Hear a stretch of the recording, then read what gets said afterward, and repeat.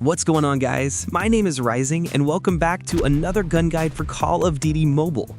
This is the series where we focus on in-depth breakdowns, tips, builds, and class setups for every single weapon in Call of Duty Mobile's multiplayer. You might have noticed that I don't really do guides for weapons which are up there in the meta because I believe that most players have been using those weapons so much in a day-to-day basis that they already know the capabilities of that specific weapons, along with the best attachment options. So I tend to neglect those and do guides for weapons which are not really up there in the meta, but rather are great contenders to them. However, in today's video, we're covering one of the existing meta weapons, which ironically got a buff this season, making it even better than what it used to be. And yes, today we're covering the HVK-30 assault rifle.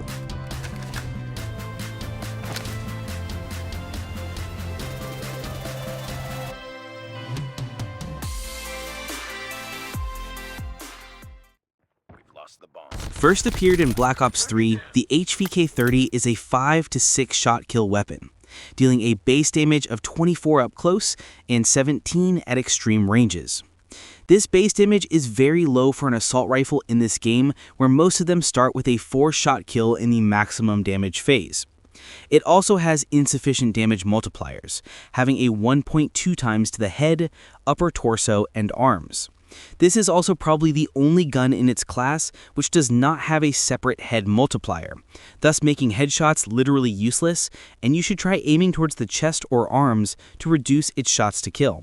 Since the base damage is so low, apart from the maximum damage range, those bonus damage multipliers do not do much to the weapon's performance.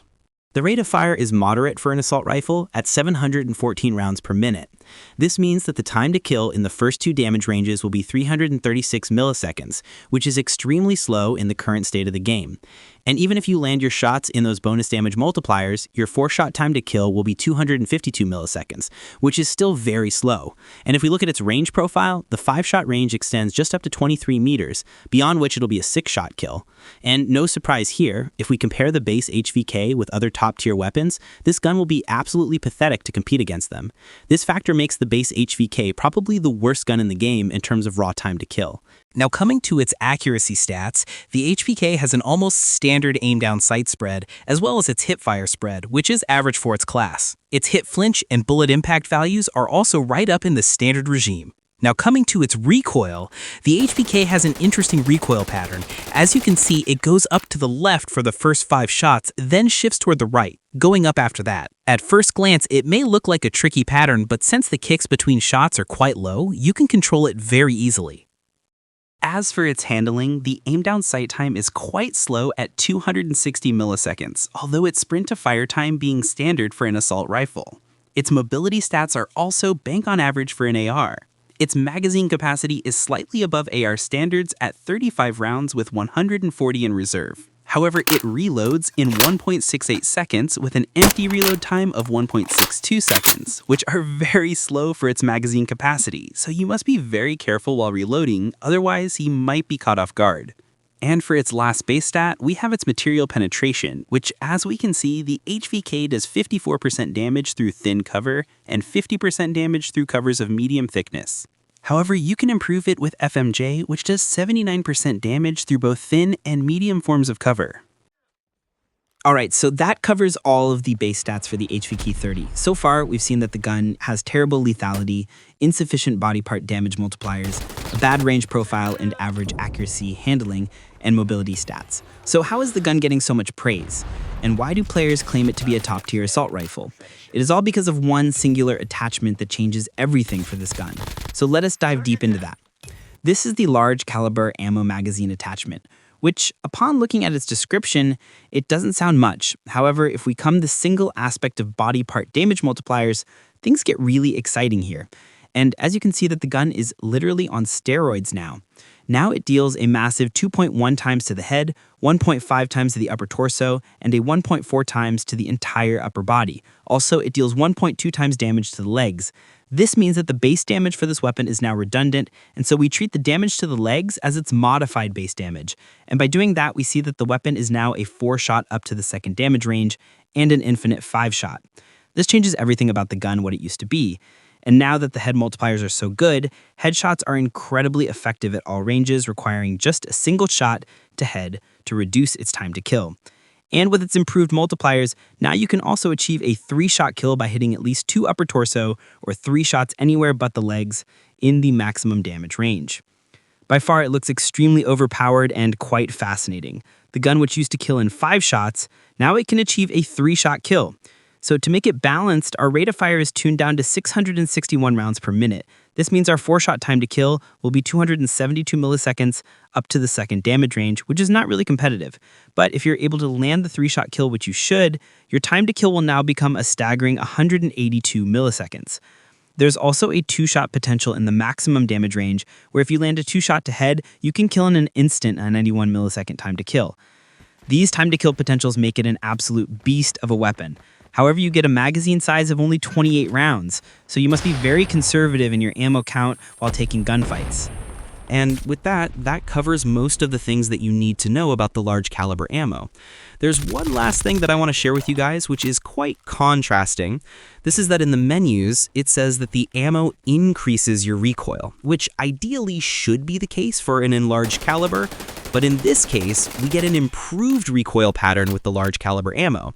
My guess is that since it reduces your rate of fire, the gun gets more time to recenter between shots, which ultimately reduces the overall magnitude of the recoil pattern.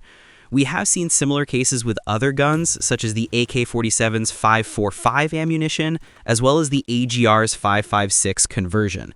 So even if your recoil increases, the slower rate of fire counters it and ultimately improves your recoil control, which is an indirect upgrade. But with that, we've now covered everything about the large caliber ammo for the HVK, and now's the time to see how to build this weapon efficiently. The first build that we have here is an overall balanced build for a flex playstyle. We start with the monolithic suppressor for concealment and range, MIP light barrel to improve our handling and mobility, granulated grip tape for improved bullet spread, large caliber ammo because that's the mandatory attachment for this weapon, and finally we top this off with sleight of hand for an improved reload speed since this gun runs out of ammo so quickly. With this build, we have improved all of our mobility values, and on top of that, we have a 25% boost to all of our damage ranges, meaning our potential 3-shot kill range is now up to 17.5 meters, and our potential 4-shot range being up to a great 43.8 meters, as long as you're hitting anywhere but the legs. And comparing it with other top-tier options, the HVK now belongs to one of them, having a great competitive time to kill over range. This makes the HVK very deadly across all ranges if used properly. Here's the full spectrum of every stat for this build. Our mobility values are greatly improved, and so goes for our reload times and recoil control. It also has a very solid effective range of 43.8 meters, which makes this gun very versatile. And that goes for its balanced flex build. Now, if you want to play a little passively, then I've got one more build for you. This is a range build where we have the monolithic suppressor combined with the OWC marksman barrel for a significant increase to our damage ranges. YKM combat stock to somewhat mitigate the mobility cons for the marksman barrel, granulated grip tape for improved accuracy, and finally the large caliber ammo. With this build, our mobility values are reduced slightly since this is a passive build after all. However, we have a massive 55% increase to our damage ranges, which means our potential 3-shot kill range is now up to 21.7 meters, and our potential 4-shot range being up to a colossal 54.3 meters as long as you're not hitting the legs.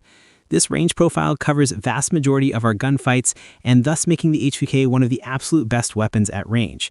However, this build has a much slower mobility than the last one which I provided. But still, we have greatly improved our bullet spread as well as our recoil control, which makes this weapon beam at longer ranges. As for an example class setup, for respawns, we have the machine pistol as our secondary. We have perk greed red as our wildcard, allowing us to carry 2 red perks, where we have flak jacket and dauntless. And for the other 2 perks, we're having vulture, because that refills our magazine once we pick the ammo packs, and also granting health. And for the other perk, we have hardline, so that we can earn our streaks faster. For the lethal equipment, we have a Molotov cocktail, and for the tactical, we have a trophy system. Operator skills and score streaks can be chosen as preference. For Search and Destroy, once again, we're using the machine pistol as our secondary. The perks remain the same apart from using Dead Silence in the blue perk slot. Also, Quick Fix is a better option than Vulture here. We have a frag grenade as the lethal equipment and a smoke grenade as the tactical for blocking enemy lines of sight.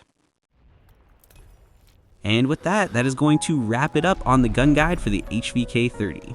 As for my thoughts on the weapon, I consider it to be the second best assault rifle, period, just behind the Odin. This has incredible potential at all ranges and can delete enemies faster than even you realize. The only problem is its magazine capacity, so this gun is more suitable for slow-paced game modes like Team Deathmatch or Search and Destroy. But apart from that single con, this gun is an absolute powerhouse of a weapon. The HVK was already a top-tier option even before the buff, and now it has become stronger than ever. I'd highly suggest you to use this gun before it gets nerfed in the upcoming seasons. This gun also contests well against the potential best guns in the game, such as the USS-9 and the VMP. No surprise why players are putting this in their top weapons list, since it deserves to be up there. Just keep the ammo count in mind and you'll be perfectly fine at any scenario. But of course, those were just my thoughts on the HVK-30. Now I'd love to hear from you guys. What do you think of this weapon? Are you enjoying the weapon now after the buff? Or you're struggling to keep up with its small magazine capacity? Just let your thoughts in the comment section down below. If you want builds for all of the weapons, along with detailed analysis and in-depth breakdowns, then join my Discord server to gain access to all of them. Make sure to subscribe and leave a like on this video. And I'll catch you guys on the next one.